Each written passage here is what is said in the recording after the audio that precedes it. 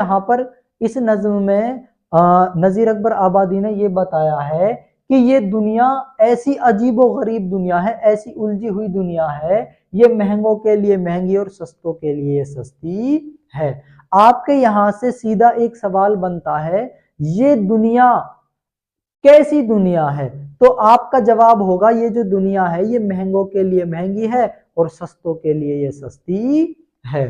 ठीक है, चलिए उम्मीद है यहां तक समझ में आ गया होगा। आगे देखिए, यहां पर हर वक्त फसाद और झगड़े होते रहते हैं और अदालत में उनके फैसले होते रहते हैं।